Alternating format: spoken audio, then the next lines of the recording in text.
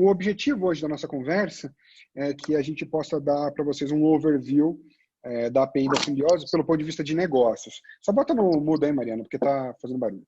Desculpa.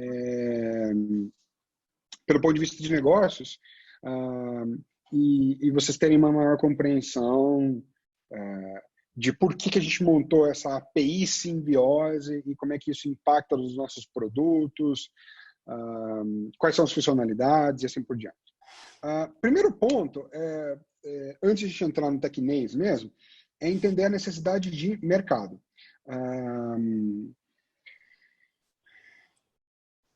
É importante que vocês entendam que a gente realmente é muito, obviamente, principalmente a equipe de produto, mas a gente tenta ao máximo que toda empresa seja orientada ao cliente, certo? Para que não fique um bando de geeks esfregando bit que não gera valor nenhum para ninguém, tá?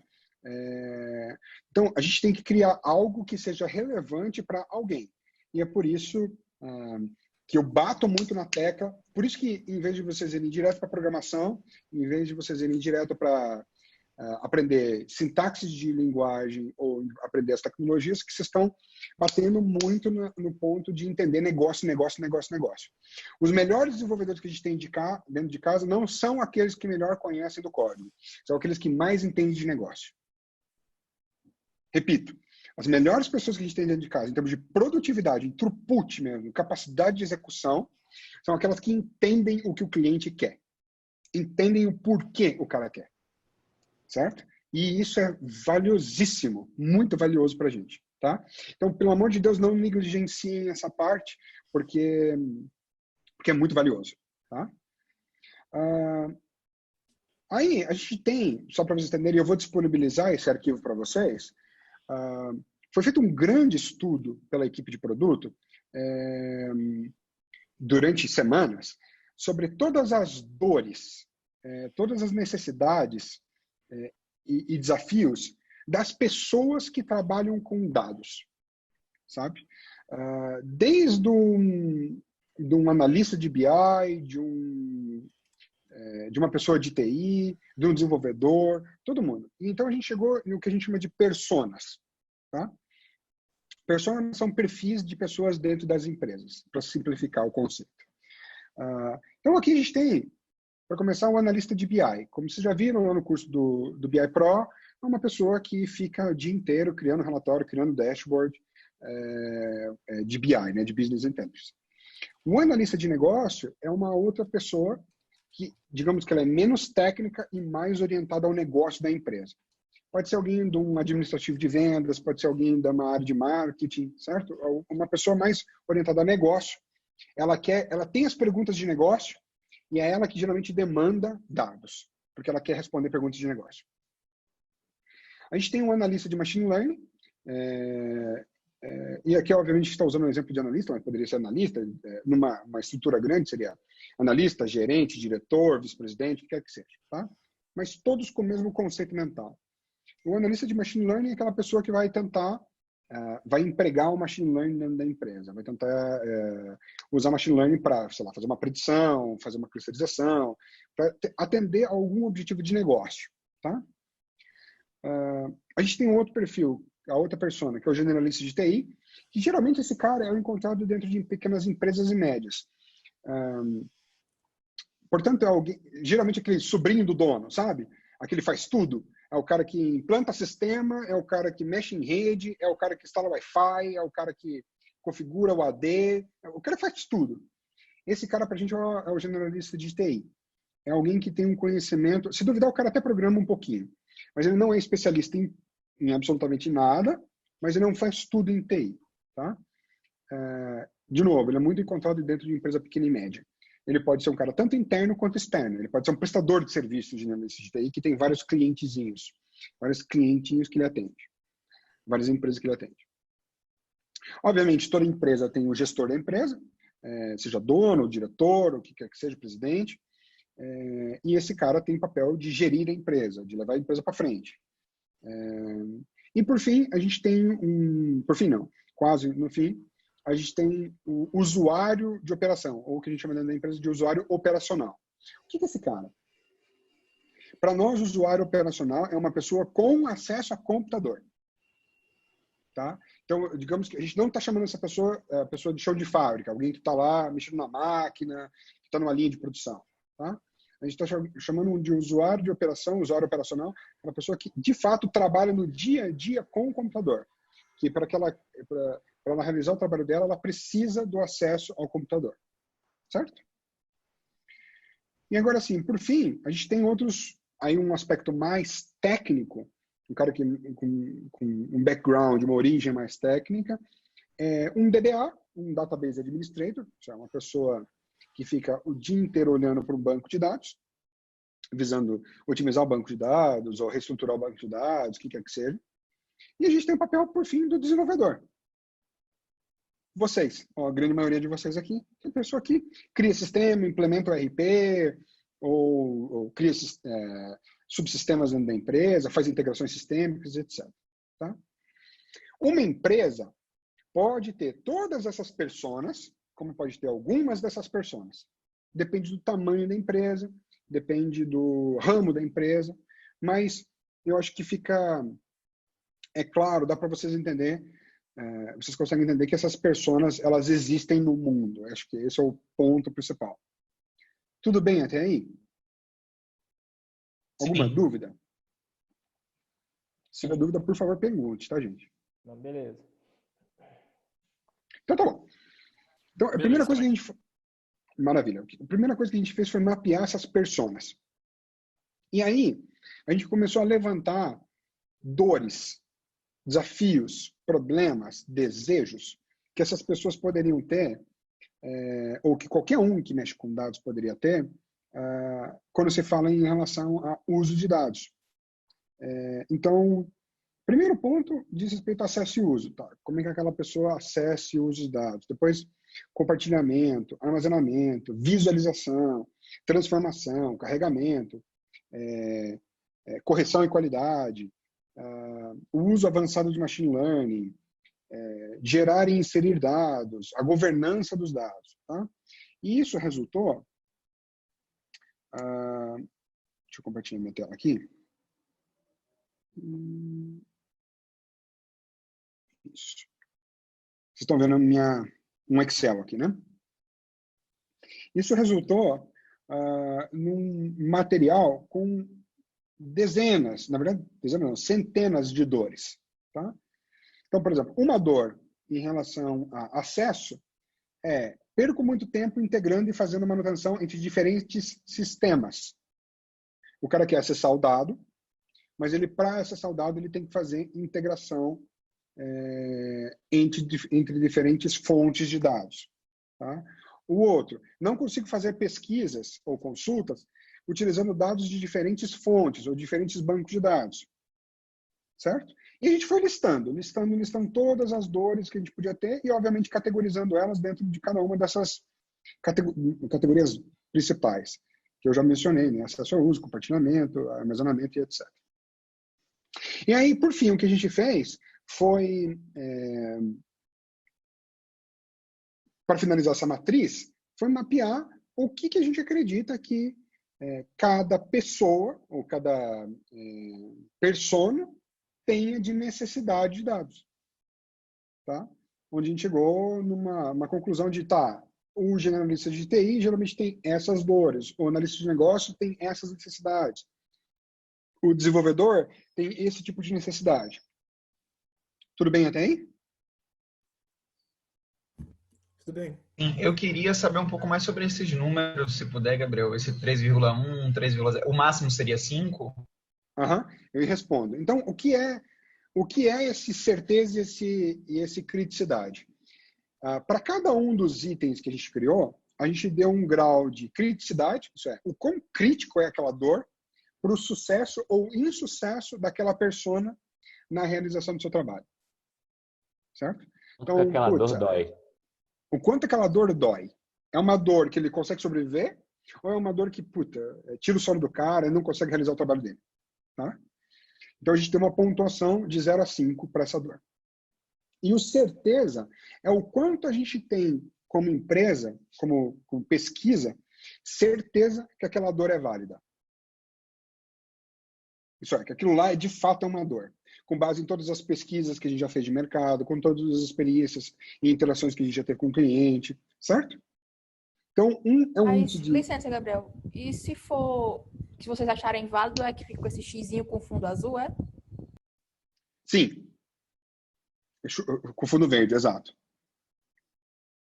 Tá? Mas isso aqui tá macro. Depois vocês vão ver efetivamente, detalhadamente, cada uma das dores. Vocês vão ver. Mas aqui, num cenário macro, a gente sabe que, por exemplo, um analista de negócio, ele tem uma dor maior em relação ao acesso, a compartilhamento de dados, a visualização de dados e ao carregamento de dados.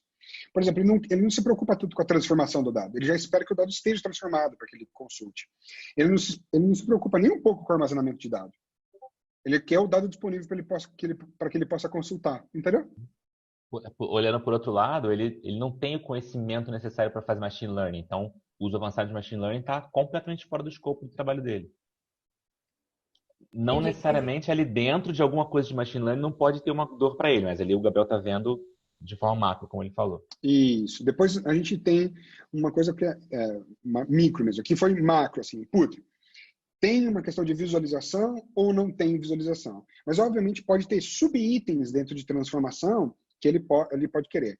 Mas não é uma coisa fundamental para ele. É uma coisa extra. Certo? Certo. Tudo bem? Então, isso aqui foi todo um estudo que a gente fez e que a gente continua mantendo, de certa forma, vivo dentro da empresa. E é isso que direciona a nossa compreensão sobre o mercado.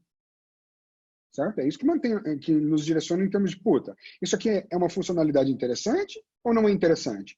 E se for interessante, para quem é? Então, quando a gente vai criar um produto, a primeira coisa a gente olha assim, tá, para quem é esse produto que a gente está criando? É para esse tipo de persona. Ou para essas personas. Tá, e que dores a gente vai querer resolver com esse produto? Porque pode ser que a gente queira criar um produto que seja para uma persona e só resolva uma dor. E tá tudo bem. Certo? Uma torneira só resolve uma única dor. Abrir e fechar a água. Mas funciona para milhares de personas. Certo? De uma outra forma, numa outra analogia, sei lá, uma solda funciona para inúmeras coisas, mas é para um tipo específico de persona. É só para quem quer soldar alguma coisa. Pode soldar inúmeras coisas, mas só para um soldador profissional. Tudo bem? Então, isso aqui é uma coisa muito, muito importante para a gente. Mas que já traz uma certa visão em termos de o que circula em termos do mundo de dados. Pensando que dados é um planeta, o que compõe esse sistema solar de dados? Entendeu? Quais são os outros planetas que vão ficar orbitando em volta desse planeta, do planeta Terra? Então a gente consegue saber, dado está ligado com o armazenamento, dado está ligado com a visualização, dado está ligado com o carregamento, dado está ligado com o acesso e assim por diante. Tá? Beleza até aí? Beleza. Então tá bom. Agora sim, então, não se esqueçam disso. Eu contei isso para vocês para que vocês pudessem entender que primeiro a gente quis ter uma visão completa do mercado. Para que a gente viesse e criasse o que a gente chama de API simbiose. Então, para começar, o que diabos é a API simbiose? A API simbiose é o nosso, fazendo uma analogia com o sistema operacional, o nosso kernel. Todo sistema operacional tem o kernel, certo? O Windows tem o kernel do Windows, o Linux tem o kernel do Linux. É a coisa mais fundamental.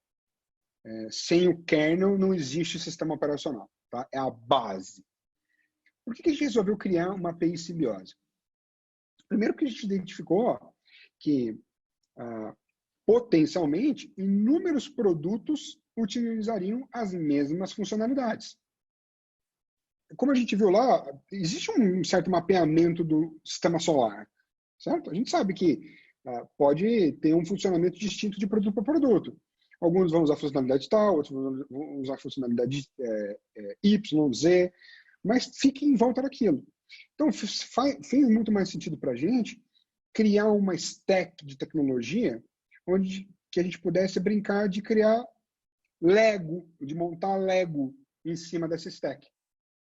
Então, voltando para a analogia do kernel, o que o kernel faz para um sistema operacional?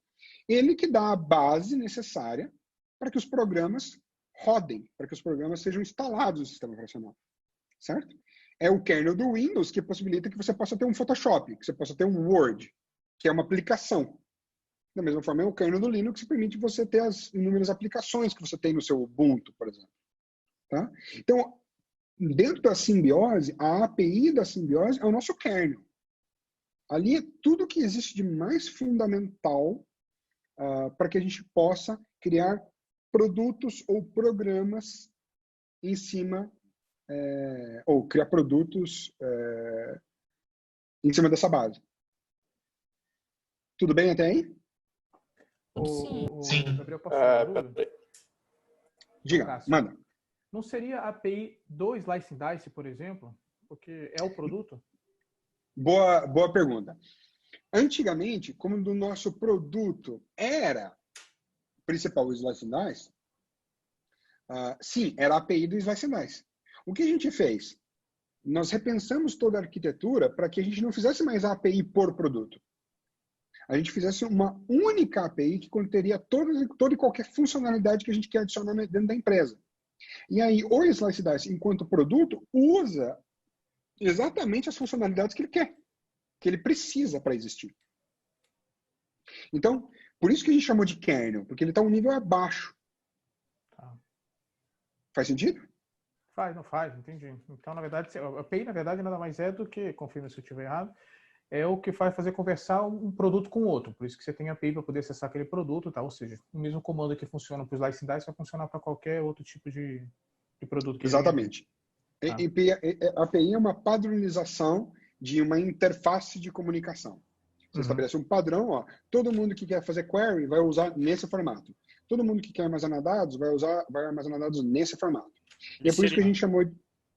Desculpa, Gabriel. Ele seria meio que sua caixa de ferramentas pré-feitas da própria simbiose. Tipo, eu quero uma ferramenta para fazer uma query. Então, vou lá nessa caixa, pego a ferramenta de fazer a query e uso com ela. Isso. Exatamente isso. Certo?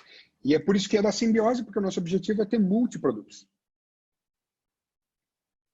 Legal? Então, basicamente, seria você não precisar de ficar replicando o mesmo código em várias aplicações diferentes. Exatamente. Você cria uma camada de abstração. A API é a abstração.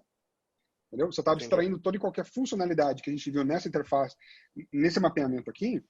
Cada um dessas dores que a gente levantou, o objetivo é que a gente crie funcionalidades para resolver essa dor. Para resolver o problema. Certo? E que a gente abstraia isso no maior nível possível, que é ser um produto. Mas o segundo nível de abstração é a API. Então, ao invés de você fazer uma API para cada uma das aplicações e repetir um monte de coisa, você faz uma API só. Entendi. Exato. Gabriel. Oi. Posso falar? Claro. Nessa padronização dessa API única, você consegue enxergar alguma desvantagem ou não? Não, cara. Assim, pelo ponto de vista técnico,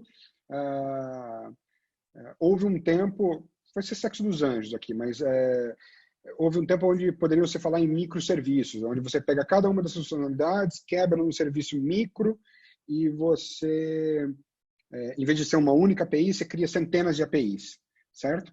Isso foi uma tendência há algum tempo. Hoje em dia está todo mundo abandonando microserviços e voltando para monolítico, certo? Uma coisa central. Porque você tem uma padronização, você consegue ter um único ponto central. Microserviços ainda são válidos para algumas coisas. A gente usa os microserviços também. Tá? Mas eu não consigo ver nenhuma desvantagem. Muito pelo contrário, eu vejo isso aqui como uma vantagem competitiva e, frequentemente, a equipe que já está dentro de casa me escuta falar que isso aqui na verdade, o nosso master plan. Para quem conhece o Elon Musk, né, da SpaceX, da Tesla, etc., sabe que o cara pensa muito desse jeito. Ele pensa... ele usa muito o modelo mental que é First Principles. Ele pensa muito em decompor as coisas para chegar no nível mais básico, mais fundamental, e aí sim reconstruir com base nisso. É o que a gente fez. A gente meio que decompôs tudo para falar, beleza, qual que seria o cenário ideal? Bom, o cenário ideal é onde eu tivesse, de fato, uma caixa de ferramentas onde eu brincasse de criar produtos a meu bel prazer, do jeito que eu quiser. Mudo o produto A com essa funcionalidade para atender essa persona. Mudo o produto B com essa outra funcionalidade para atender a outra persona. Certo? Sem que eu precisasse ter que reinventar código, ou duplicar código, ou ter uma complexidade absurda. É isso que a gente faz aqui. Eu posso te dizer um ponto de vista negativo em matéria de estratégia sim, mas que a gente já está terminando de pagar ele nesse sentido, pelo ponto de vista do nosso próximo produto, que é o Storage Query, que foi o tempo de criação disso por baixo dos panos, né? Obviamente, quando a API está pronta, de um ponto de vista técnico, é maravilhoso, porque você cria um produto assim e você fala assim, mas poxa, você não consegue prever o futuro 100%. Ok, mas a PV está 90%, 80% pronta. Aqueles 20% você adapta, cria um novo endpoint, o Gabriel vai chegar nesse ponto. Mas a primeira saída é bem mais lenta, né? Então a gente realmente fez um overhaul grande, está um tempão trabalhando na API, requer, assim, essa planilha que o Gabriel está mostrando para vocês foi criada com sangue, suor e lágrimas. Aí não foi um trabalho só de semanas, foi anos de experiência do Gabriel e mais um ano de experiência da equipe do Slice and Dice, que agora é a equipe só da Simbiose, para chegar nesse ponto. Então teve esse push inicial que foi difícil de andar, mas agora esse preço está pago, entendeu? E em outras palavras é investir muito dinheiro. Essa é a desvantagem. Ô, Gabriel, pelo que eu vi, o Slice and Dice é o produto mais completo, né? É o que vocês têm de... Né? Então, se vocês usam a mesma API como base de tudo, o Storage Query, por exemplo, ele seria um desmembramento do Slice and Dice? Sim, o Storage Query é literalmente uma funcionalidade para uma persona. Entendi. E vocês pretendem fazer isso fazer outros produtos desse mesmo estilo? Esse é o próximo workshop que você vai ver. Beleza. É o que está gravado já. Mas sim, respondendo a sua pergunta, sim, a gente pretende fazer isso bastante. Obrigado. Imagina. Gabriel, outra pergunta. Depois do lançamento do Slice and Dice, vocês pretendem aumentar esse kernel para poder ter uma próxima aplicação maior ainda do que o Slice and Dice, ou utilizando uma aplicação menor? Esse é o ponto que eu vou entrar agora. Esse é o ponto que eu vou entrar agora. Sim, a resposta de antemão é sim. Uma palavra. E não vai esperar lançar o Slice and Dice para isso. Não. Tá? Beleza? Vamos entrar então na API da Simbiose.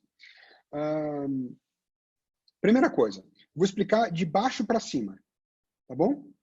Então, qual é o nível, de novo, mais fundamental que a gente tem? Os dados. Onde estão esses dados? Tá? Então, eu tenho dados armazenados dentro da empresa, isso é, dados armazenados em um banco de dados da empresa, um banco de dados MySQL, Postgres, Oracle, SQL Server, o que quer que seja. Fisicamente, esse banco de dados ele pode estar dentro da empresa, o que a gente chama de on-premise, certo? Ele está lá dentro da empresa, no data center da empresa ou lá no CPD da empresa. Ou ele pode estar na nuvem, ele pode estar na Amazon, pode estar na Azure, em qualquer outro lugar, tá? Mas o fato é que são dados armazenados no banco de dados da empresa. Tudo bem até aí? Sim? Sim, tudo bem. Maravilha. Esses dados... Por que eu posso fazer uma pergunta? Fala. Só para entender uma coisa. Quando, vamos dizer, a Simbiose vai ter vários produtos, todos compartilham a mesma base de dados ou são bases de dados diferentes que se comunicam com a mesma API? Deixa essa pergunta um pouquinho mais para frente, porque ela é mais técnica. Não tão... A minha resposta para você é não. Cada produto é independente. Ele usa a mesma API, mas ela é completamente técnica, não é tão negócios agora. Pode ser? Tá bom. Tá, então, eu tenho o banco de dados onde estão os dados da empresa cliente, tá? Dos nossos clientes. Uma outra possibilidade é eu ter esses dados armazenados em Object Store. Isso é, armazenados no Amazon S3, no Backblaze B2, certo? São dados que não estão num formato estruturado. Ele não está dentro de um banco de dados. Tá? Ele pode ser um arquivo CSV. É tipo state de uma aplicação? Não entendi. É tipo state de uma aplicação? Não. Um Object Store é um storage, um sistema de storage. Dados armazenados do Object Store seriam um arquivo CSV, um arquivo XLS, certo? É um arquivo mesmo, não é um dado que está dentro de um banco de dados. Ok. Certo? Só para constar, o Object Store, Gabriel está falando, um arquivo mesmo, e o Object Store em si, ele é capaz de armazenar qualquer tipo de arquivo. Vídeo, foto, áudio, qualquer coisa. Entendi. Entendeu? Essa era a minha dúvida. Isso é um Object Store. O Gabriel está falando aqui em termos de dados CSV, porque é o que dá para a gente fazer query em cima, é o que dá para analisar. Isso, exatamente. Mas qualquer tipo de objeto ele contém. Tipo, ele pode conter qualquer tipo de objeto. Um Object Store armazena qualquer coisa. Só que o Store aqui é um parceiro nosso, não é da Simbiose, entendeu? Era essa a minha dúvida. Por que uma empresa iria querer guardar os dados de cliente dela no Object Store, não no banco de dados? A gente volta no caso do Data Warehouse contra o Data Lake, porque no caso dela faz mais sentido. Entendeu? Entendi. Talvez até mesmo para um CSV. No caso dela, nesse momento, ela acha, pelo menos, que faz mais sentido. Certo? Ok. Então, eu tenho esses dois tipos de dados, certo? Eu tenho um dado estruturado, que é o dado armazenado num banco de dados, e eu tenho o dado que eles chamam de não estruturado, tá? Que pode ser armazenado num Object Store. Mas perceba que são os dados da empresa, tá bom? Isso é, o dado não está conosco. O dado está em algum lugar, seja num banco de dados ou em um Object Store, um serviço de storage, tá? Depois, uma outra possibilidade é os dados armazenados com a Simbiose, certo? Isso é, os dados armazenados lá no ShannonDB, que é a nossa tecnologia de banco de dados, que a gente criou. É um banco de dados OLAP, um banco de dados para análise, certo? Então, o que o cliente fez? O cliente mandou esse dado para a gente de alguma maneira. Ou ele fez uma carga, ou ele fez uma inserção, o que quer que seja. Beleza? Então, a gente tem essas três possibilidades de existência do dado. Ou o dado está conosco, de forma estruturada, ou o dado está estruturado lá no cliente, ou o dado está desestruturado em algum sistema de storage. Tudo bem até aí? Sim. Tá. Depois, o que a gente tem, então? Uma vez que a gente sabe isso, e lembrando que o propósito da API da Simbiose é trabalhar com dados, a gente começa a ter endpoints, que vocês já estudaram o que são endpoints, certo? No curso anterior. Você tem endpoints, que cada endpoint tem uma função para trabalhar com dados. Então, o endpoint da API, ou os endpoints da API, cada qual tem, obviamente, a sua função. No nível mais básico, agora eu estou falando de cima para baixo. Tá? No nível mais básico, o que a gente tem? A gente tem um endpoint organization que permite a gente criar uma organização. O que é uma organização? É um cliente de algum produto nosso. Tudo bem? Então, o organization, quando eu faço lá um post no organization, eu estou criando um cliente para algum produto que a gente criou. Tá? Da mesma forma, o payment methods. Eu estou adicionando o cliente, se eu fizer um post no payment methods, estou adicionando um método de pagamento daquele cliente para algum produto que ele está contratando. Estou adicionando os dados de cartão de crédito dele. Invoices. São os boletos, ou as cobranças para um determinado cliente, para um determinado produto que ele esteja usando. Então, é um endpoint onde eu crio e eu consigo listar invoices. Licença, Gabriel, mas por que ele é diferente de um payment method? Porque método de pagamento é método de pagamento. Você paga um cartão de crédito, certo? Invoice é a sua fatura. Você recebe a sua fatura da sua conta de telefone, da sua operadora de telefonia móvel. Isso é fatura. E aí você escolhe como é que você quer pagar. Você pode pagar via cartão de crédito, você pode pagar via depósito bancário, você pode pagar na lotérica, certo? Em dinheiro. E isso já é payment method. Entende a diferença dos dois? Legal. Eu vou pular em infrastructure por hora, só para não confundir a cabeça de vocês. Depois eu volto nela. Aí eu tenho uma outra coisa que são SSH keys. SSH keys é uma coisa mais técnica para possibilitar um acesso seguro daquele usuário, daquela organização, a um banco de dados que ela possa ter. Certo? É uma forma de você garantir um método seguro de você acessar os bancos de dados. Então, aqui eu tenho um cadastro de SSH aqui. Nada mais do que isso. É um cadastro de chave. Chave de acesso. Gabriel, eu tenho uma dúvida. Tu falou dessa questão de SSHs para acessar o banco de dados. Isso aí meio que seria o equivalente à parte de autorização, né? Porque eu não vi aqui na estrutura básica a questão dos 3 As, né? Que é Authentication, Authorization e Accounting. Uhum. Aí eu queria saber se tem planos para fazer esse tipo de... na API. Vocês já vão ver isso, não está na estrutura básica, mas tá na primeira caixinha. Eu vou chegar lá. Tá?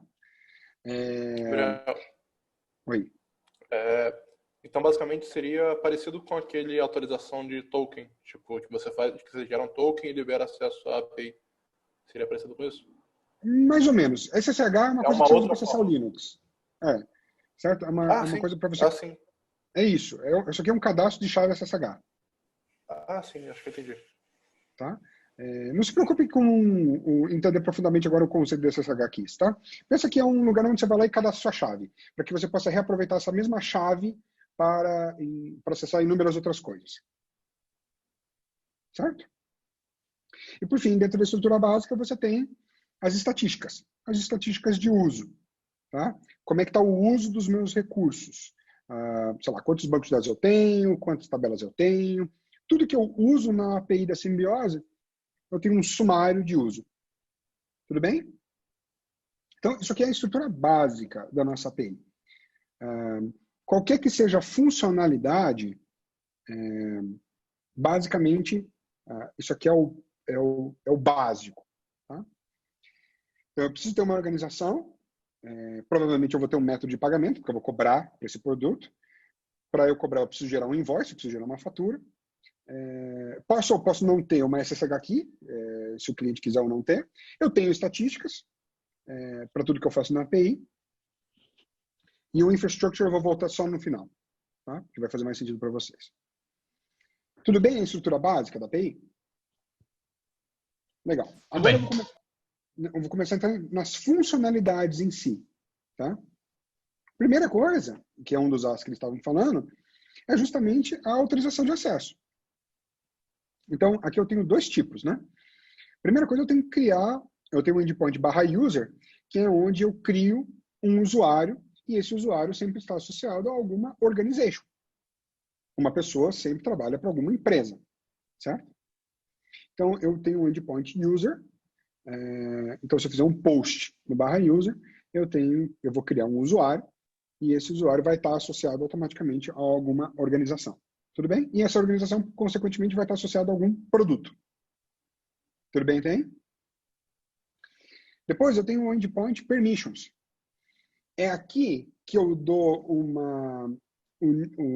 o permissionamento do que esse usuário pode fazer na API da Simbiose. Que endpoints ele pode ter acesso, que objetos ele pode ter acesso, que dados ele pode ter acesso, tudo. Tá? Então, esse endpoint permission, ele é muito, muito, muito crítico, muito importante, porque é ele que libera, que tem a chave do reino. Ele que libera ou não libera as coisas. Tudo bem até aí? Mas, de qualquer maneira, ele ainda não tem nada a ver, não tem muito nada a ver com o uso do dado em si. Então, por que ele não está em estrutura básica? Porque o permission, ele é no permissions também que você fala quais dados são liberados. Vai falar, olha, eu estou liberando esse dado, ou seja, acesso de leitura para essa tabela, para essas colunas, para esse usuário. Durante esse horário do dia, durante esses dias da semana. Tá? É aqui que você faz esse controle de acesso. E só nesse IP. E só nesse IP, por exemplo. Só oriundo desse IP. Tá? Tudo isso é bem configurável. Tá? Agora sim, eu vou entrar na parte de funcionalidade. Agora eu vou entrar nas funcionalidades de trabalhar com os dados. Tá? Primeira coisa, o /logs. /logs é um endpoint da API que serve para você consultar os logs de todas as ações executadas na API. Portanto, toda vez que um usuário executar qualquer tipo de ação, sei lá, o usuário fez uma query, ele fez um acesso, uma consulta de dados, é gerado um log. E você consegue ter completa auditoria, você consegue ter um relatório completo de quem acessou o quê. Tá? Então, esse é o endpoint /logs. E isso vale para tudo. Qualquer coisa, qualquer objeto criado na API, qualquer acesso, qualquer coisa deletada, qualquer ação, qualquer método HTTP em qualquer endpoint. Tudo bem? Depois o Notifications. O Notifications é uma funcionalidade interessante que a gente criou que permite a alguém falar, olha, eu quero que você me notifique se algum registro, se algum log aparecer que tenha esse tipo. Eu quero que você me notifique. Vou dar um exemplo para tangibilizar. Eu quero cadastrar uma regra de notificação para que seja mandado um SMS para mim caso alguém faça o acesso a esse dado, isso é, a essa tabela e a essa coluna. Certo?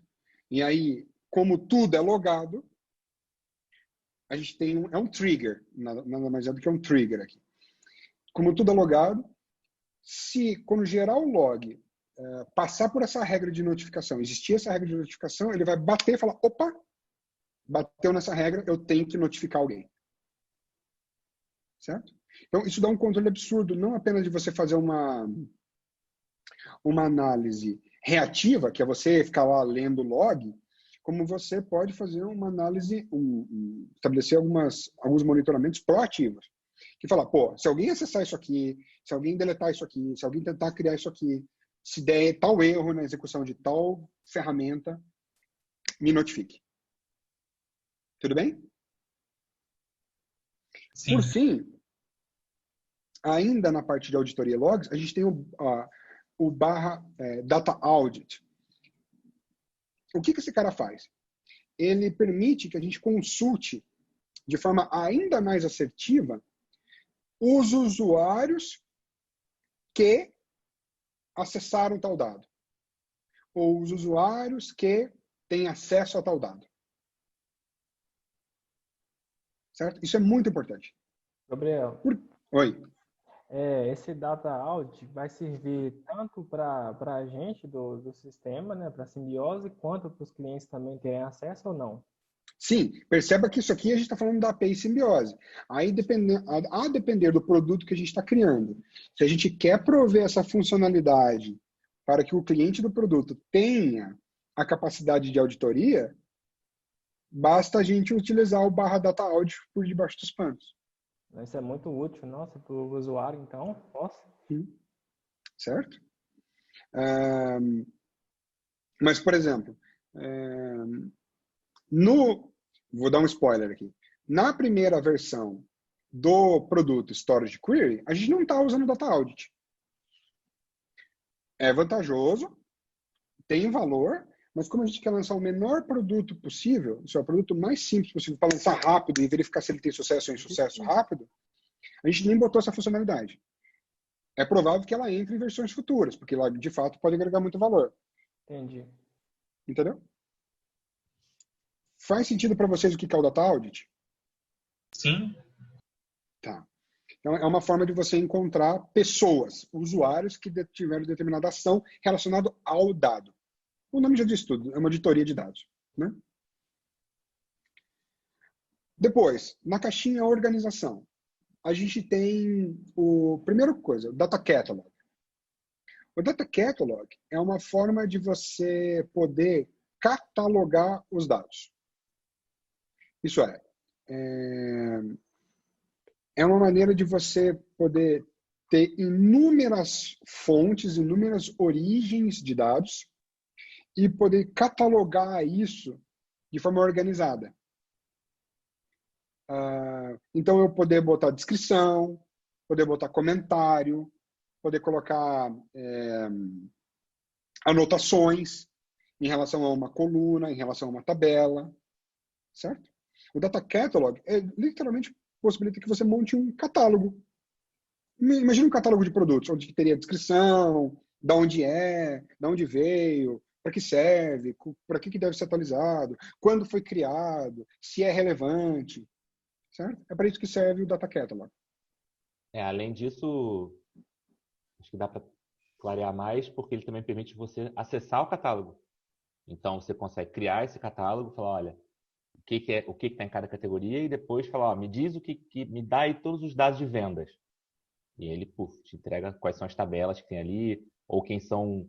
Me dá todos os usuários que têm acesso a isso. Ele te mostra, entendeu?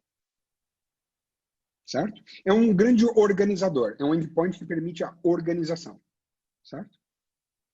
O que é o Data Analysis? O Data Analysis é uma forma de você salvar relatórios, salvar queries. Sabe? Se você parar para pensar, mas como é que... Imagine que eu sou um analista de BI, né? E eu tenho as minhas queries que eu faço no dia a dia. Onde é que eu salvo isso? Num bloco de TXT? Num arquivo de texto na minha máquina? Certo? Então, isso aqui é um endpoint que a gente criou, onde a gente basicamente possibilita salvar as queries. E aí você botar a descrição, você ter histórico de modificação daquelas queries. Você, um versionamento. Desculpa? Perdão, então, eu não entendi então a diferença do Data Analysis para o Logs. Logs é uma ação. É uma ação de algo que ocorreu. Uma query não seria uma ação? Sim. Mas aqui é a ação de acesso à query, certo? Aqui no Data Analysis a gente está falando de você salvar a query. Sabe aquele SQL que você vai fazer? Certo. Onde você vai salvar ele? Onde você vai guardar ele para que você possa fazer ele de novo, executar ele de novo? Ah, tá, entendi. Certo? É aqui nesse endpoint. Okay. E aí vai ficar lá salvo no log. O Wilson criou uma data analysis, o Wilson rodou a data analysis, o Wilson rodou a data analysis, o Wilson editou a data analysis. Perfeito. Gabriel. O log diz quem fez o que e quando. Tá. Tirar uma dúvida rápida. Claro. Existe a possibilidade para o usuário, a gente já fez muito isso, do cara já deixar pronto isso para, ou seja, rodar de madrugada algum batch, algum job e de manhã cuspir para ele esse relatório, tá pronto? Tá facilitado. É para isso que serve o Data Analysis. Ou seja, ele automatiza já o processo. Ele pode automatizar, desde que você queira. Tá. Então ele tem essa função de habilidade. Certo? Ele pode ser uma rotina. E você pode falar, eu quero que seja uma rotina. Legal. Isso aí porque facilita, né? E vou além. Aqui eu não quero entrar nos mínimos detalhes, mas, obviamente, tudo que eu estou falando aqui são dos endpoints pai, endpoint raiz, né? Mas, obviamente, para dentro desses endpoints tem endpoints filhos, né? Então, por exemplo, dentro do Data Analysis, é uma coisa que não existe ainda, mas existirá, é o Data Analysis / Datasets, que é a sua capacidade de gerar datasets. E o que é um dataset? É um dado imutável, é um dado gerado no tempo, a partir de uma análise feita. Então eu fiz uma análise, eu rodei tal query, tal dia, eu quero salvar esse dataset para que, se eu por algum motivo o dado mudar, eu não perco esse dataset. Isso está associado a uma data analysis, concorda? Porque eu precisei fazer uma query para gerar esse dataset. Tudo bem? Beleza, obrigado. E por fim, dentro de organização ainda, o Data Requests. Como é que funciona o processo de de solicitação e compartilhamento de dados dentro das empresas. Basicamente, uma pessoa, ou ela vai lá no ombro do carinha de TI e fala, manda esse relatório aí para mim. Certo? Nada documentado. Ou se for uma empresa um pouquinho mais organizada e estruturada, o cara do TI fala assim, dá isso aí para mim? Não. Manda um e-mail para mim pedindo. E aí a pessoa vai lá e manda um e-mail. Vocês concordam que é mais ou menos assim o processo de solicitação de dados dentro de uma empresa? Sim. Sim. O Data Request foi feito para resolver isso. O Data Request nada mais é do que um sistema de ticketing, um sistema de meio que suporte para solicitação e controle de solicitação de acesso a dados. Então, quando você faz um post no Data Request, um usuário está pedindo para ter acesso a determinado dado. E aí você pode ter todo um histórico de quem deu acesso, quando deu acesso, por que deu acesso, por que o usuário queria. É como se fosse, de fato, um sistema de suporte. Só que isso é totalmente logado. Você tem um histórico. Você tem uma centralização. E aí, eu vou voltar no Data Audit. Vou voltar no Data Audit. Lá no Data Audit, eu posso falar, viu? Quem foi que deu acesso a tal pessoa? Ou quem foram as pessoas que pediram acesso a tal dado? Estão entendendo? Então, esses endpoints, de certa forma, estão todos interligados. Isso me gera essa capacidade de controle absoluto, ou de organização absoluta dos dados. De tudo que acontece em volta dos dados. Beleza, gente? Posso seguir em frente? Alguma dúvida? Sim. Sim. Tá.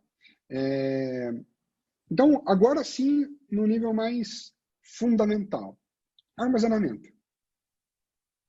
O endpoint de Data Storage é o endpoint que permite você criar databases.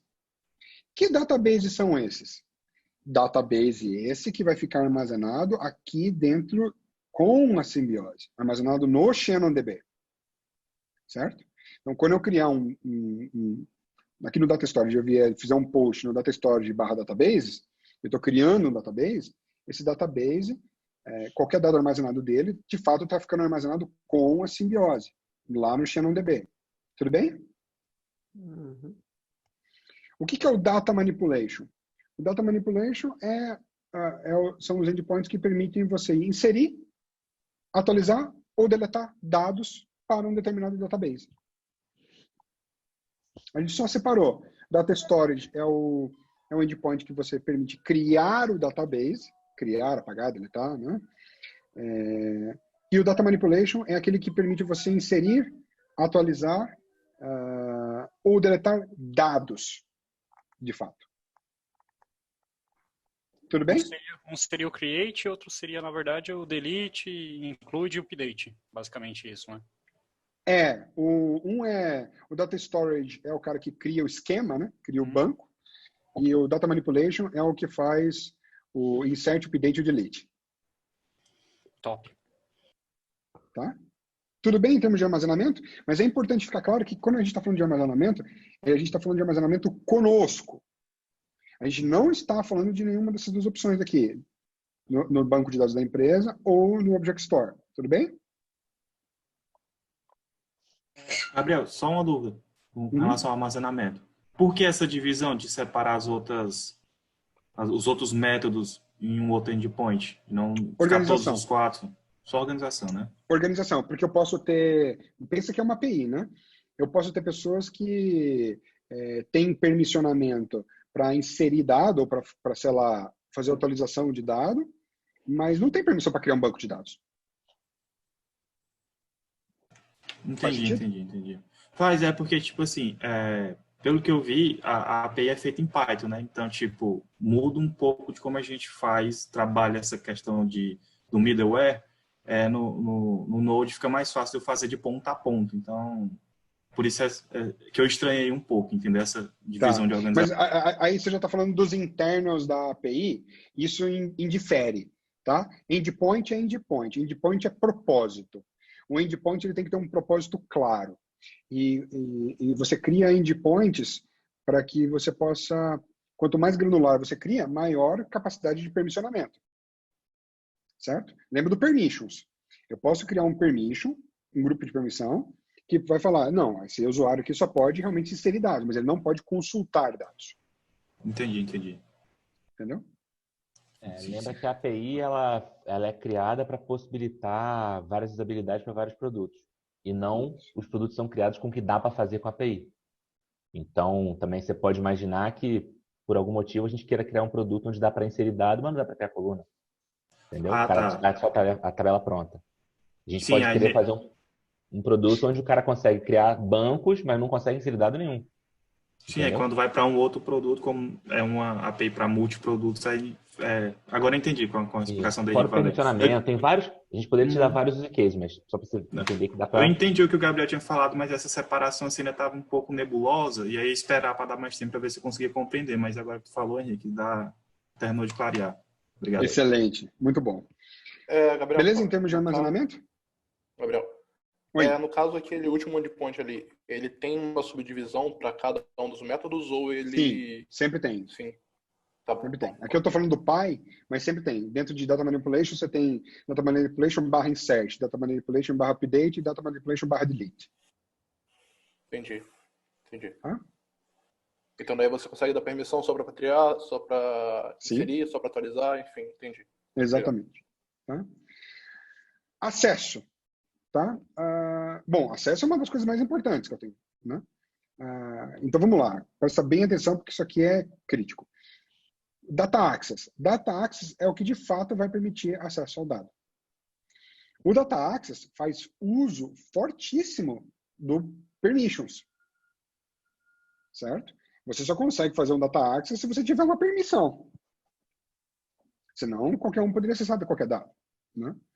Então, dentro do Data Access, esse Data Access, esse carinha sim, ele pode acessar os dados que estão aqui, conosco, aqui, no banco de dados da empresa, ou ainda aqui, nos Object Stores. Certo? O Data Access, o acesso, ele pode ter ele pode ter inúmeros usos, tá bom? Então, eu tenho um Data Access / Databases, que ele só acessa os dados armazenados conosco. E eu tenho um Data Access / Data Connections, que ele, por exemplo, acessa qualquer um desses dados. Tanto de armazenado dentro do banco de dados da empresa, como num Object Store. Tudo bem? E aí vocês vão ver depois mais na prática que eu tenho Data Access. Eu consigo fazer um Data Access tanto no formato JSON, isso fazendo uma query no formato JSON, como eu posso fazer um Data Access no formato SQL. Mandar uma query no formato SQL. Tudo bem até aí? Sim. Lembrando que todo e qualquer Data Access que eu fizer vai gerar um log. Certo? Então, e se eu tiver uma notification configurada, acessou, que foi aquele exemplo que eu dei lá atrás, né? Cria uma notifications para, se alguém consultar o dado financeiro, eu quero ficar sabendo. Eu quero que seja avisado no meu SMS no meu celular aqui. Exatamente esse é o caso. Eu crio uma notification rule no endpoint notification. Quando alguém fizer um data access naquela determinada tabela, naquela determinada coluna, gera-se um log e esse log dispara um trigger, dispara a minha notificação. O Data Connection. O Data Connection, ele é a forma que a gente criou para catalogar ou para cadastrar dados que não estão conosco. Portanto, o que é um Data Connection? Um Data Connection ele pode ser um banco de dados do cliente. Data Connection nada mais é do que uma origem, um source, uma fonte de dados. Então, pode ser um banco de dados, pode ser um arquivo CSV, o que quer que seja. Certo? É uma conexão. Tá claro ou tá confuso? Tá claro, tá claro. Maravilha. Então, basicamente, seria guardar o objeto de conexão. Isso, exatamente. Ele guarda as credenciais de conexão. É exatamente isso que ele faz. Entendi. Para que o Data Access, se precisar acessar, então, eu quero fazer uma query no banco de dados MySQL do cliente. Tudo bem. AWS, sei lá, por aí. Exato. Ele pega e fala assim, eu quero fazer um Data Access nesse Data Connection. Ele pega as credenciais do Data Connection e faz um acesso. Seria meio que o C de onde ele vai pegar, o disco de onde que ele vai pegar, né? Igual você falou, source. Exato. Bacana, top. Entendi. Tá bom? Obrigado. Imagina. Obrigado, Bruno. Imagina. O Data Cache é uma coisa que a gente criou para possibilitar que você possa cadastrar uma query ou uma consulta muito similar, por exemplo, ao Data Analysis, só que aqui o objetivo é diferente. Aqui você quer que a query fique rodando frequentemente para que o resultado já fique cacheado. Desculpa.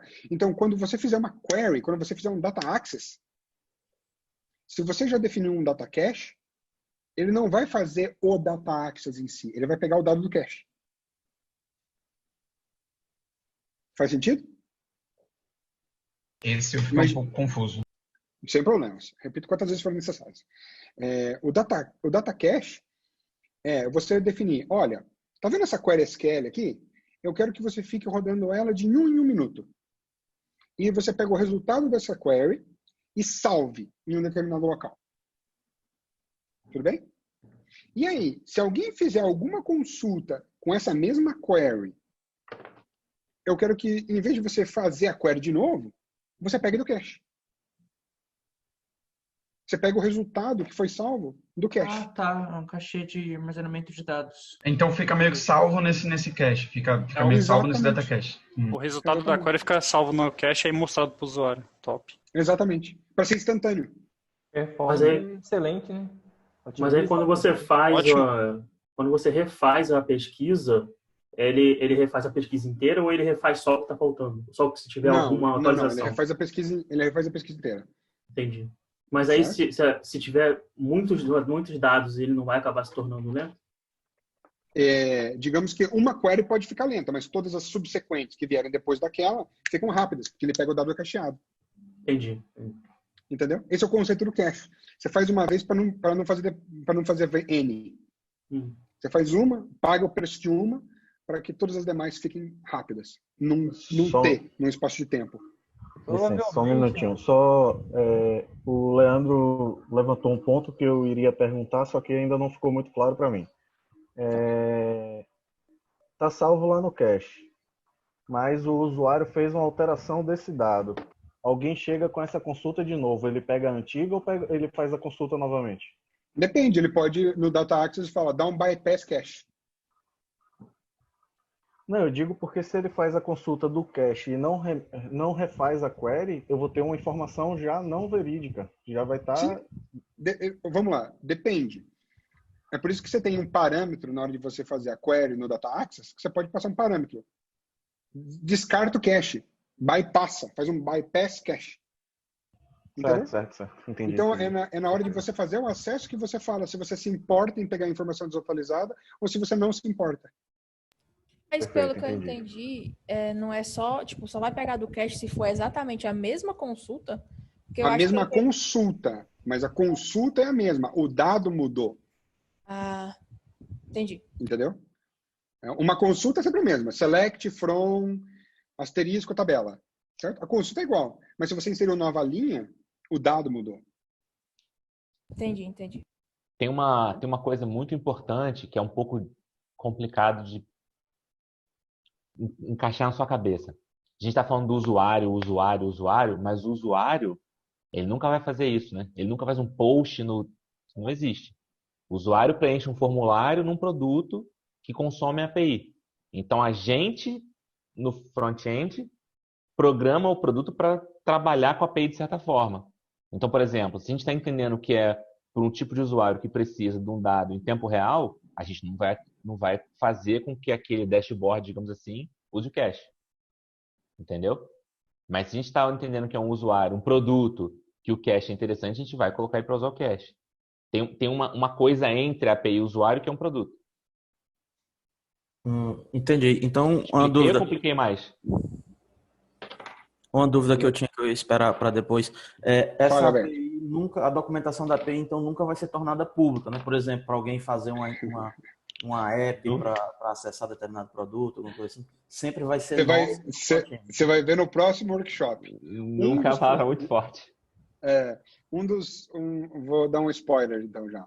Um dos produtos que a gente pensa em lançar é, de fato, a nossa própria API como produto. Dado a flexibilidade gigantesca que ela tem. Entendeu? Eu tinha notado isso aqui pro final, vou arriscar então. Vocês estão com uma visão boa, parabéns. Momento, né, pessoal? Seria aquele API UX que vocês falaram nos produtos? Não. É o API for Data. Tá? O API, o UX a gente vai entrar ainda, tá? Mas só para não a gente desviar muito do contexto. Tá claro o Data Cache? Gabriel, mais uma aqui. Oi. O Data Cache ele poderia, tipo assim, armazenar o que não mudou, levar o que não mudou e só fazer a consulta do que mudou? Acho que não, né? Poderia. Tecnicamente é possível fazer esse delta. Mas não seria muito utilizável porque teria muito processamento nesse meio de identificar o que mudou e o que não mudou, né? Depende da forma como fizer. Tem algumas dezenas e centenas de paper que fala exatamente da forma como fazer isso aí, esse delta. Tá? Mas nada é impossível no mundo da tecnologia. Não, isso inclusive é bem possível, é bem viável. Esse delta de processamento é bem possível, bem viável. É o típico problema que quem for trabalhar no ShannonDB, no preço, principalmente no ShannonDB, vai enfrentar. Entendi. Só mais uma curiosidade. O cache, que tipo de banco ele é armazenado? No Redis? É no Shannon? Como é que é feito isso? A gente tem alguns níveis de cache. Tá? Primeiro é o cache de memória da própria API. Da instância da API, do Python mesmo. O cache de memória do Python. Tá? Depois, a gente usa o AeroSpike. Vocês vão ver, o AeroSpike é um banco de dados que velho. Tá? Muito similar ao Redis. Só que ele é persistente, diferente do Redis, que é efêmero. E a gente tem um outro nível de cache, que eu nem ia comentar dele agora, mas eu vou, que é um cache remoto que fica lá no CDN, que fica lá no Content Delivery Network, que fica como se fosse, como é que eu vou explicar CDN de forma rápida?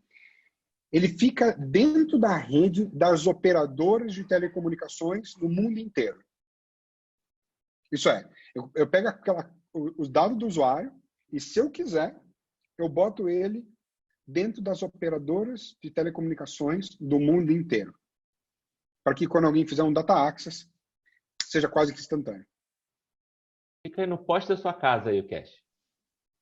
Exato, praticamente. Tá?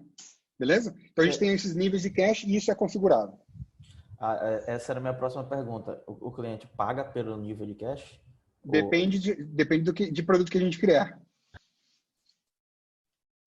Vocês vão começar a perceber que é exatamente essa brincadeira. Entendeu? A gente criou tecnologia. Vamos lá, brincando de novo com o Elon Musk, né?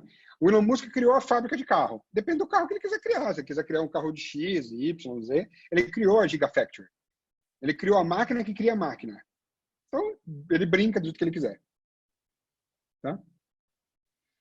Tudo bem? Podemos seguir adiante? Então, esse é o Data Access. Tá? Aliás, esses são todos os endpoints de acesso.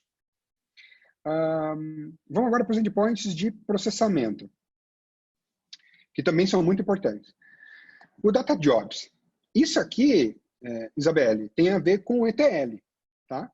O Data Jobs é o nome que a gente deu para qualquer tipo de tarefa relacionada a dados que você vai executar em background, que você vai executar em batch, que você vai executar em lot, que não vai ser em real time, certo?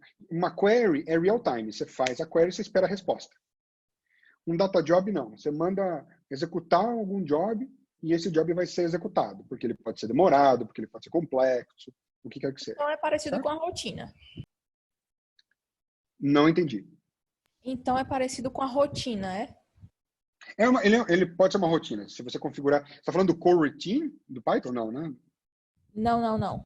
Ah, tá. Não, então é uma rotina. Não. Só para ter certeza que você já não tinha descido o nível lá para baixo. Não, de fato ele é uma rotina. Você pode criar um job. Então, quais são os tipos de job? Um dos tipos de job é o job de load.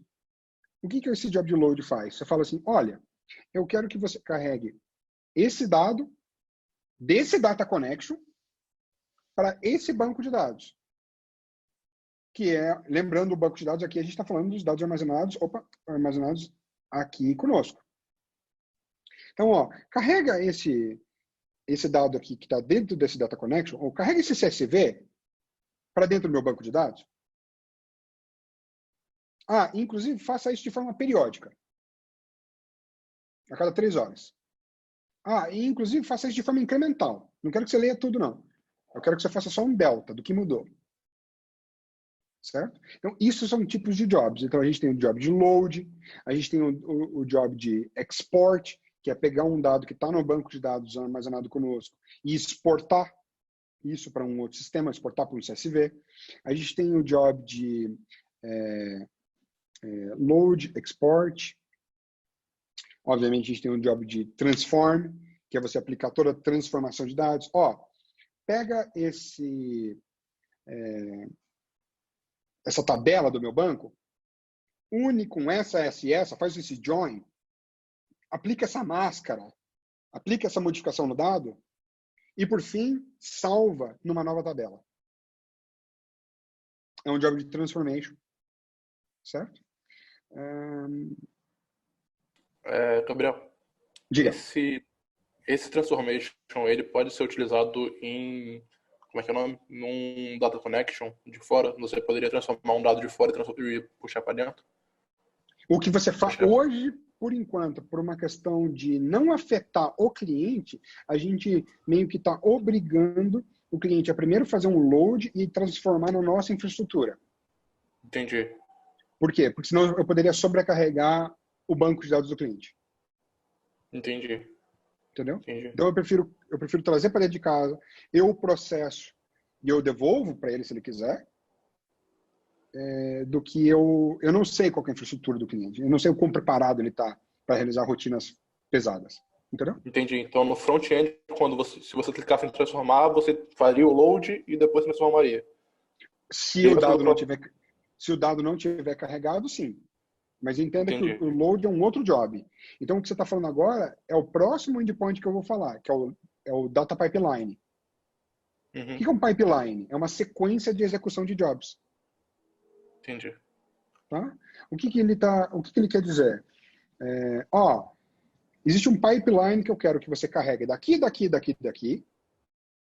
traga para dentro de casa, depois você aplica essa transformação, depois você aplica essa transformação, e ao final você exporta. É uma sequência de N jobs. Tudo bem? Entendi. Então, daí o pipeline que seria lá no front-end. Eu estou pensando um pouquinho no front-end. Então, no front-end você teria um pipeline... Ele é o orquestrador. Se você quisesse montar uma sequência de vários jobs, você montaria os jobs e depois você botaria tudo isso aí dentro de um pipeline. Então, tipo assim, se eu tivesse uma função no front-end de fazer o transform de um banco, sei lá, da AWS, eu teria de fazer um pipeline de download, de extract, transform... O que você vai criar é um job de load, um job de transform, um job de export, e depois vai falar assim, olha, bota esses 3 jobs dentro desse pipeline. Entendi. Dessa sequência de execução. Agora faz sentido. Então, dentro do pipeline, você tem outros endpoints, outra sequência de endpoints. Isso, sempre. Aqui estou falando só do Pi, tá? Do endpoint Pi. Vocês vão ver na documentação que tem um N endpoint para baixo. Tá, então dentro do pipeline você tem endpoints de load, de transform. O pipeline é único. O único eu não preciso, né? O pipeline ele é autossuficiente. É no job, é nos tipos de job que eu tenho endpoints distintos. Entendi. Tá bom? Imagina que o pipeline é um job de organizar job. Então ele pega uma série de jobs e fala assim, corre você, aí quando termina ele, agora é a sua vez, termina ele, agora é a sua vez, aí termina ele fala, terminou esse pipeline. É a mesma coisa que um schedule do Windows, né? Certo? E aí, então, aqui a gente falou de processamento. Agora, se a gente voltar um pouquinho, começa a fazer sentido para vocês essas necessidades? Olha a correlação. Acesso, compartilhamento, armazenamento, processamento. Com o que a gente criou? Legal. O que está em azul já existe. O que está em laranja é a ser criado. O que está em azul já existe. E o que está em laranja é a ser criado. Certo? Então, eu não vou entrar em todos os endpoints aqui, senão a gente não vai sair daqui hoje. Mas é só para vocês saberem que tem outros endpoints para satisfazer o desejo, as funcionalidades, as dores que a gente ainda não criou, mas que a gente quer e precisa criar. Certo?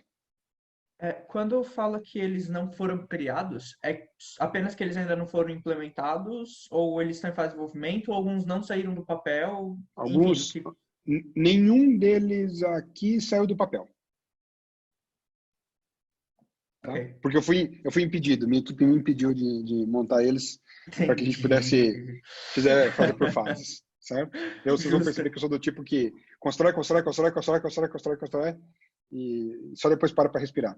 Então a gente está numa fase de respiro, solidifica e depois a gente vai voltar a construir. Tá? Faz sentido. São esses de baixo que vocês pretendem fazer como produto, futuramente? Esses de análise? Sim. Não, isso aqui são endpoints. A gente já está criando produtos em cima, inclusive, dos endpoints que já existem. Você disse que queria disponibilizar a própria API da Simbiose como produto futuramente, não é? Como um todo. Todos esses que você está vendo. Todos Desde eles? o básico até o construtor de API. Entendi. Gabriel, uma pergunta. O Slice and Dice ele é feito em cima dessa API, né? Sim. Mas Slice and Dice não tem features que, no caso, não estão desenvolvidas nessa API? Por exemplo, análise e visualização. Sim, e é por isso que o Slice and Dice está fora. É por isso que o Slice and Dice está fora do ar. Ah, tá. A gente só vai relançar o Slice and Dice no momento que tiver tudo isso aqui. Pronto. Entendi. Vocês criaram o Slice Dice só com o sistema de visualização próprio dele. Agora vocês querem padronizar para API. Entendi. A gente quer fazer direito agora. Gabriel, o Storage Query, que é a ferramenta que vocês vão lançar agora, né? Quais desses endpoints ele possui? Eu me lembro que você disse um que não tinha. Eu queria saber se ele tem todos menos esse ou tem alguns que ele ainda não tem. Perfeito. Vamos lá. Estrutura básica todos têm, certo? Uhum. Porque é necessário. Você precisa. Um cliente do Storage Query é uma organization. Um método de pagamento desse cliente é um payment método. As invoices, as faturas que a gente vai gerar para esse cara são os invoices. As estatísticas são as estatísticas geradas, né, de uso do serviço em si. O controle de acesso, cada usuário do Storage Query é um user. Que bancos ou que dados ele pode ou não acessar são as permissions, certo? Gerar logs gera naturalmente, a gente só não está expondo para o cliente, tá? Mas isso é da nossa API padrão. Não usa notification, não está usando o data audit, o data catalog eu acho que não está usando também não, né? Nem o data analysis, nem o data request, o data storage não utiliza absolutamente nada porque o dado não fica armazenado conosco, o dado fica armazenado no Object Store que o cliente usa. O acesso, o Data Access usa, na verdade usa tanto o Data Access quanto o Data Connection. Certo? E não usa nada de Data Jobs. E o Shannon, então, o ShannonDB não está funcionando também? Desculpa, Danilo, repete. O ShannonDB, então, não está disposto para o público armazenar com a gente? Ou... Não, no produto Storage Query, não. Porque não é esse o propósito do produto, entendeu? O Gabriel falou mais coisas que não usa do que usa, né? Sim, então, sim. E ele cometeu um pequeno erro ali que ele falou que não usa o logs, mas usa sim, Gabriel, o histórico. Histórico de queries, né? Realizadas. Perfeito, usa então esse depois. Assim, dentro do mundo que existe de logs, usa uma... Mas usa. A gente não está botando no produto, lá no front-end, não tem nada de ações dos usuários. Não só tem o histórico de logs, de queries realizadas. Uhum. Percebe como a gente monta um produto do jeito que a gente quiser? Uhum. E ele Foi falou boa que... até essa pergunta do Danilo. Foi até boa essa pergunta dele para exemplificar o uso da... Claro. Sim, e o Gabriel falou que a gente está falando dos endpoints pais aí, mas cada um desses /log, justification, audit tem de 6 a 15 endpoints dentro. Então é bem significativo o volume de informação e de coisa que dá para fazer, né? Em quanto tempo vocês fizeram esses 6 endpoints aí de cima? Quer dizer, 6 endpoints, essas 6 categorias de endpoints. A gente começou a criar a API do zero em agosto do ano passado. De agosto do ano passado, foi relativamente rápido. É que a gente já tinha experiência, de certa forma, em como fazer e como não fazer. Principalmente na segunda categoria, né? Que é mais importante, na verdade. Exato. É verdade. Então a gente foi, só para você ter uma ideia, de zero commits, isso é, de criar o repositório no GitHub a 10 mil commits, levou 6 meses, tá? E isso aconteceu, sei lá, umas 10 mil, o commit 10 mil aconteceu há, sei lá, um mês e meio atrás, alguma coisa assim. Um mês e meio atrás, tá? De lá para cá, um mês e meio de lá para cá, a gente já está em 15 mil commits. Entendeu? Nossa. Então, o que a gente criou demorou 6 meses para estruturar, agora está entrando na exponencialidade. Certo?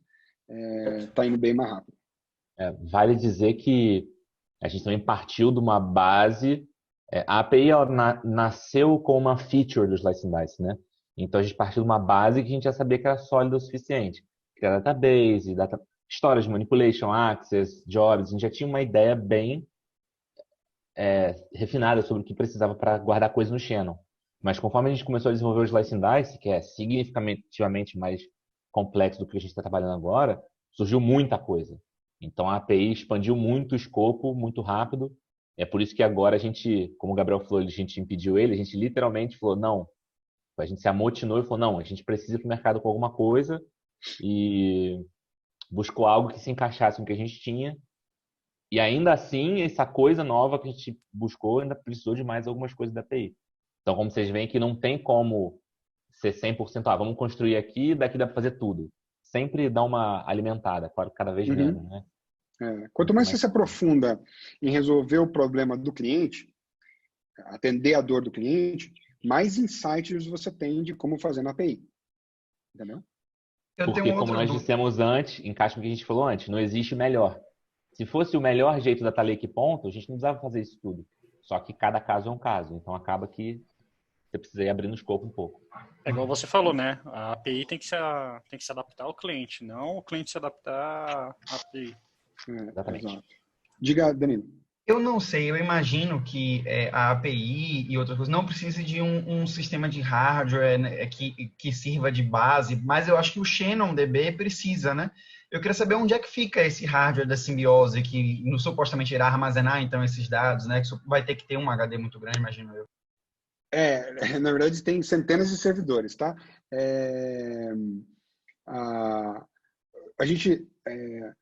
A gente contrata os nossos próprios servidores em alguns data centers ao redor do mundo. Entendi. Tá? E a gente não usa cloud. A gente não usa cloud por inúmeros motivos. Dentre eles, é muito caro. A gente tem acesso a hardware muito mais barato. 2, porque a gente aprendeu desde 2012 a construir arquiteturas de software resiliente, certo? Isso você cria um sistema sabendo que ele pode falhar, que ele pode cair e que ele tem que ser resiliente a falhas. Então não tem por que eu usar cloud. 3, não menos importante, porque a Amazon, Google, Microsoft e outras são nossas concorrentes. A gente concorre com esses caras. Guardado as devidas proporções, obviamente, a gente concorre com esses caras. Certo? Gabriel, uma pergunta agora de fora. Vocês têm pretensão de comercializar o Shannon? Tipo assim, como se ele for... Eu não sei se o Shannon ele pode ser comparado com MySQL, ele é uma categoria totalmente diferente disso. Então, tipo assim, vocês têm pretensão de liberar o Shannon para poder, tipo, sei lá, eu estou fazendo um projeto hoje de análise de dados. E eu Sim, quero eu entendi utilizar sua o Shannon. pergunta. João, tem uma coisa que a gente tem a pretensão. Tem uma coisa que a gente tem a pretensão. Pretender é aqui mesmo. Então, pelo que eu entendi, a ideia do Shannon é prover um serviço serverless, né, de armazenamento para o usuário final. Isso, também. Não necessariamente serverless. Também. Certo? Mas, assim, o resultado do trabalho que a gente fez com as duas que o Gabriel trouxe foi justamente a gente conseguir provar para nós mesmos, para o Gabriel e para a empresa, que a gente tinha que focar em algumas certas coisas, porque ideias são muitas. A quantidade de coisas que dá para se fazer com a API, com o Shannon, com o serviço que a gente usa são muitas. Então, a gente precisava realmente de um foco, entendeu? E daí, obviamente, o foco é o que dá para colocar mais rápido no mercado, com menos risco e dá mais dinheiro. Entendeu? No fim do dia, é nesse momento que a gente usa a palavra empresa para simbiose, né? Aí você tem que entender como que a empresa pode ir para o mercado e gerar mais impacto. Mas assim, vocês têm pretensão de transformar a API em produto? Sim. Shannon como produto? Sim. A gente tem pretensão de formar... Se você olhar aqui, tem um endpoint data marketplace, a gente poderia ficar mais 2 horas falando só desse endpoint, entendeu? Mas vamos até o momento presente, que ainda vai ser um presente alguns meses aí, talvez até o final do ano. Entendi, certo? Obrigado. Posso avançar? Sim. Maravilha. Posso só fazer uma última pergunta, Gabriel? Claro. Sei que você ressaltou esse Data Marketplace, teria a ver com e-commerce, alguma coisa assim? Não. Não, né? Às vezes tem vontade de matar o Henrique. A gente não vai entrar a fundo, gente. Mas o Data Marketplace seria muito mais a capacidade de uma empresa que tem dados, botar os dados dela para venda. Não para que ninguém tivesse acesso ao dado em si, mas pudesse consultar aquele dado e ela ganhar dinheiro com isso. Não é um e-commerce, é um e-commerce. Imagina que fosse a Serasa, e a Serasa usasse a nossa plataforma. Ela poderia disponibilizar os dados dela para consulta, mas sem que ninguém tivesse acesso físico aos dados ou pudesse copiar os dados. Entende? Entendi. Só uma visualização, sem poder... Uma consulta, fazer uma análise, o que quer que seja. Um aluguel. Certo. Um aluguel, Entendi. isso. Não, entendi. Tá bom? E, de novo, tudo isso deriva daqui. E de inúmeras outras coisas que a gente vai aprender no decorrer do período. Tá bom? Então, só para finalizar, vocês já viram isso no meu workshop, mas o ShannonDB também é conhecido como S1Search. Então, se vocês ouviram ShannonDB, S1Search, etc., é a mesma coisa. Tá? É o banco de dados OLAP que a gente desenvolveu. Respondendo uma pergunta de João Vitor, não, o ShannonDB não se compara em absolutamente nada com o MySQL, porque o MySQL é um banco de dados OLTP, ele não é um banco de dados OLAP. Um banco de dados OLAP seria Redshift, BigQuery, Snowflake, Vertica e mais Firebase. Algumas. Como? Firebase? Firebase ele também não é OLAP, até onde eu saiba. Ele é um banco de dados de documento. Por exemplo, o Mongo não é um banco de dados OLAP. É um banco de dados quase, a gente não pode considerar ele OLTP, mas ele está mais para um OLTP do que para um OLAP. Ok. Porque ele vem o documento inteiro na query, né? É o documento inteiro. Ele não é, o ponto principal de OLAP e OLTP é que ele não foi feito para fazer análises pesadas. Ele é feito para recuperar o dado. Certo? O que eu quis falar era, tipo assim, da forma de distribuição. Só isso. Não era nada. Então... Beleza. Desculpa. Então, entendam que o Shannon é uma vantagem competitiva para a gente absurda. Para vocês terem uma ideia. Toda a transformação dos dados, esse endpoint aqui, datajobs/transformation, toda a transformação do dado em si é realizado dentro do Shannon. Então, a gente tem um banco de dados próprio que consegue realizar a transformação do dado dentro do próprio banco de dados. Isso implica em quê? Eu não preciso tirar o dado do banco de dados, processar e devolver o dado do banco de dados.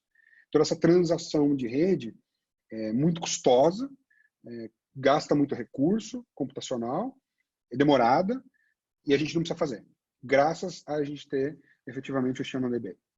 Tá? Sem contar que ele é extremamente focado em compressão de dados, enfim, eu não vou repetir tudo que vocês já ouviram no outro workshop, né? Mas é uma arma nuclear que a gente tem, o ShannonDB. certo? Que a gente quer investir cada vez mais, porque isso aqui é uma vantagem competitiva absurda. Tá? O Presto é uma tecnologia de acesso a banco de dados, né? Que não foi criado pela gente, mas hoje em dia a gente é committer do Presto. Nós somos co-desenvolvedores, contribuidores, né? Mantenedores do Presto, que foi uma tecnologia criada do Facebook, e é ele que a gente utiliza para acessar os dados remotos, os bancos de dados remotos. É ele que a gente usa para acessar esses caras aqui, ó. Os dados armazenados dentro do banco de dados da empresa ou em Object Store. Tá? E a gente também desenvolve ele, acrescenta funcionalidades e etc. E por fim, um outro pilar da nossa infraestrutura é o Data Job Service, que nada mais é do que um sistema de processamento de jobs distribuído. É nele que a gente, quando você cria um data job do tipo load, é o Data Job Service que executa esse job. É ele que vai lá, se conecta no Data Connection, puxa e salva o dado na onde ele tem que ser salvo. Certo? Ele é um orquestrador de tarefas de forma distribuída. Esse é o principal valor dele. Ele consegue pegar uma tarefa e quebrar em centenas de tarefas e vários workers, vários trabalhadores vão executando de forma paralela. Tá? Esse foi desenvolvido... Bem significativo também em matéria de tamanho de código e complexidade, né, Gabriel? Comparado ao Presto Shannon, ele é uma criança. Mas comparado ao API, por exemplo, ele é bem significativo. Ele é bem mais complexo. Ele entra no campo da computação distribuída, ele entra no campo de sistemas distribuídos, da complexidade de sistemas distribuídos. Sim. Esses três, o Presto e o Shannon, estão no nível da computação hardcore. Tá? É isso, pessoal. Estourou o tempo significativamente, mas eu tenho aí alguns minutinhos para a gente tirar quaisquer outras dúvidas que vocês possam ter, certo? Mas o objetivo de hoje o objetivo dessa conversa era que vocês pudessem ter a visibilidade de que nós desenvolvemos e a gente continua desenvolvendo um kernel, o nosso kernel, para que em cima dele a gente possa facilmente adicionar programas, produtos, né? E esses produtos serem utilizados por clientes, por empresas globalmente, e que isso seja feito da forma mais otimizada possível. Portanto, por isso essa camada da API. Vocês vão ver que a gente é completamente API-centric. O que significa ser API-centric? Tudo tem que conversar com a API, certo? A API é o grande cérebro, ou melhor dizendo, o grande orquestrador disso tudo, tá? O Shannon tem um valor enorme, a API usa o Shannon, a API usa o Data Job Service, a API usa o Presto, certo? E qualquer serviço interage com a API. Então, ela padronização de tudo. Do mesmo jeito que no kernel, um programa, quando quer acessar um arquivo, ele usa uma determinada instrução do kernel, certo? Vai lá e abre esse arquivo para mim e me dá os bytes desse arquivo, tá? É assim que funciona no sistema operacional, é assim que funciona a API da simbiose. Mas eu acho que vocês conseguiram ter uma ideia da potencialidade que é isso. O que dá para fazer com isso, se bem trabalhado, né?